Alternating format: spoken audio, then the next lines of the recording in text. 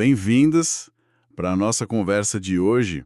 A gente vai mergulhar num universo onde, assim, uma única imagem, um detalhe de forma, uma cor, pode definir tudo o que acontece a seguir. Estamos falando de sangramentos no cérebro. E a nossa análise hoje é em cima de tomografias de dois tipos de lesão, bem diferentes: o hematoma epidural e o subdural. A nossa missão aqui é bem direta. Quando a gente terminar, vai ficar claríssimo por que um hematoma parece uma lente e o outro uma lua crescente. E o mais importante, por que essa diferença pode ser a linha entre a vida e a morte. E essa clareza é tudo. Porque uma tomografia, sabe, num cenário de trauma, não é só uma foto. Ela é, na verdade, uma narrativa se desenrolando em tempo real. Ela conta a história da força do impacto, da velocidade do sangramento e do perigo que o paciente está correndo naquele exato segundo. Aprender a ler essa história visual é uma habilidade crítica. Ok, então vamos começar a ler essa história. Começando pelo hematoma epidural. Olhando a imagem de referência, a primeira coisa que salta aos olhos é essa mancha branca, bem brilhante no lado direito do cérebro.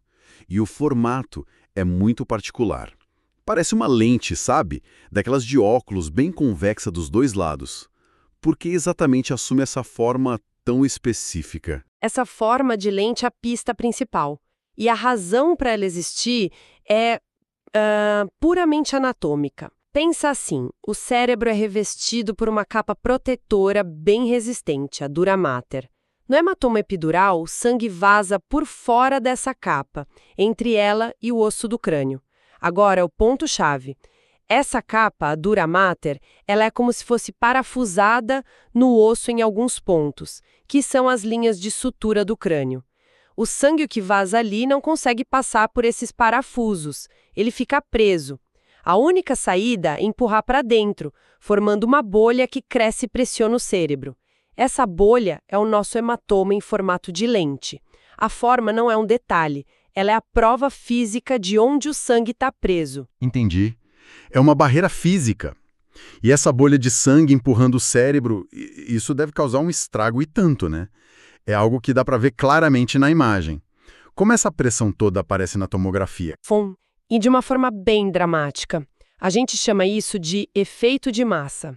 Na imagem, a gente vê que a linha que divide os dois hemisférios do cérebro, que deveria ser retinha, ela está sendo empurrada, fazendo uma curva para o lado oposto. Nossa. É o cérebro sendo esmagado, literalmente. E tem outro detalhe na imagem que é um sinal de alerta máximo. Se você olhar de perto, a mancha branca do sangue vai ver que a cor não é homogênea. Tem os pontos mais claros e mais escuros misturados. Essa aparência heterogênea é um indício fortíssimo de sangramento ativo. Ativo? Como assim? Significa que a torneira ainda está aberta, o sangue não parou de vazar. A situação está piorando a cada segundo. Uma torneira aberta dentro da cabeça. Isso nos leva à causa. Imagino que não seja qualquer batidinha que provoque isso. Que tipo de trauma causa um hematoma epidural? Exato. Isso aqui é resultado de um trauma de alta energia. Pensa em acidentes de carro, quedas de altura, um golpe muito forte direto na cabeça. Geralmente, o impacto é tão forte que fratura o crânio e essa fratura acaba rasgando uma artéria que passa bem ali. Na maioria das vezes, na região lateral da cabeça, a culpada é a artéria meníngea média. E, por ser uma artéria, o sangue jorra com alta pressão. É por isso que tudo acontece tão rápido. E essa rapidez toda leva a um cenário clínico que, lendo nos materiais, parece coisa de filme de suspense, né?